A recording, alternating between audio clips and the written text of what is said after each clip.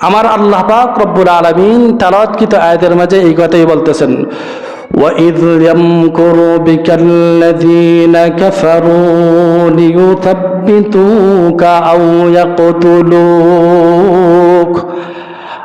يَقْتُلُوكَ أَوْ يُخْرِجُوكَ وَيَمْكُرُونَ وَيَمْكُرُ اللَّهُ وَاللَّهُ خَيْرُ الْمَاكِرِينَ।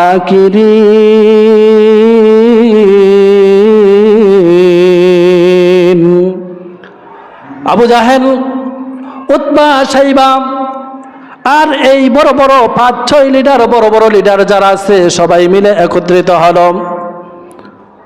সবাই মিলে একত্রিত হওয়ার পরে কি করা যায় পরামর্শ করতেছে। দারুন নাদওয়ার মাঝে, খাস কামরার মাঝে আবু জাহেল সবাইকে যখন ডাকলো মুহাম্মদের বিরুদ্ধে কি করা যায়,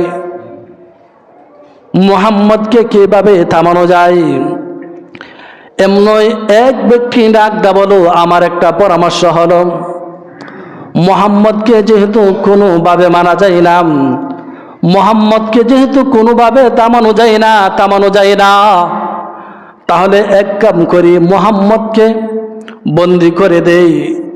বন্দি অবস্থায় মুহাম্মদ সেই জায়গায় ধ্বংস হয়ে যাইবে, নাউজুবিল্লাহ। এবার সবাই বললে ঠিক আছে, এই কাজটা করা যায়।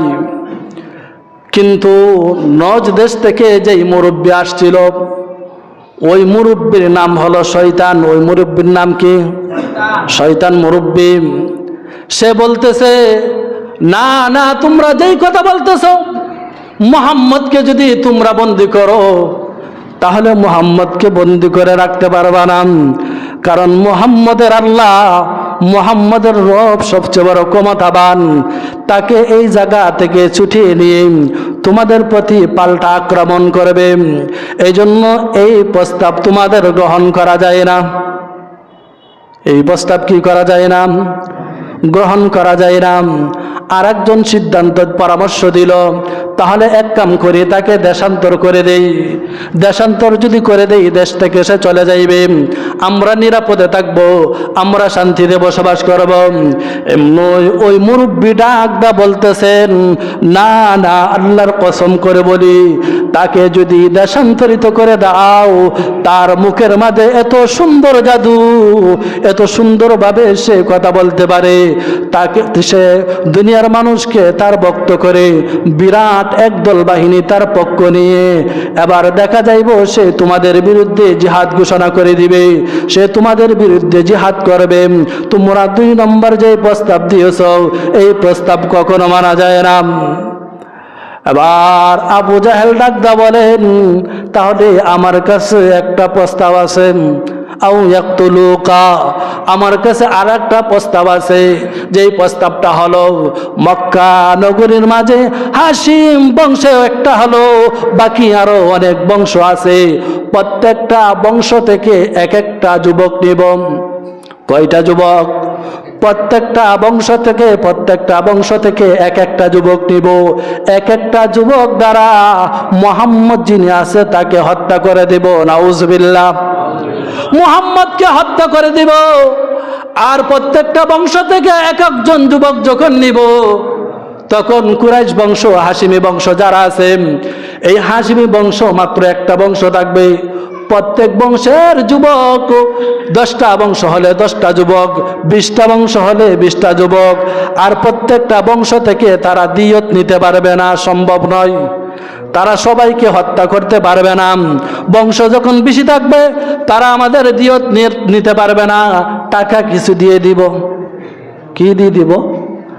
কিছু টাকা দিয়ে দিব, কিছু টাকা দিয়ে দিব।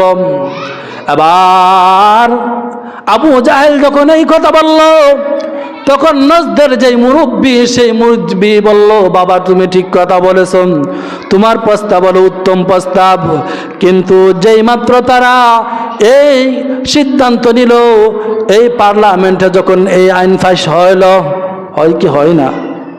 পার্লামেন্টে যখন এই আইন পাস হইল, আমার আল্লাহ তাআলা জিবরাইলের মাধ্যমে নবীজিকে জানিয়ে দিয়েছেন সুবহানাল্লাহ। নবীজি সাল্লাল্লাহু আলাইহি ওয়াসাল্লাম মক্কা আপনি আর থাকতে পারবেন না।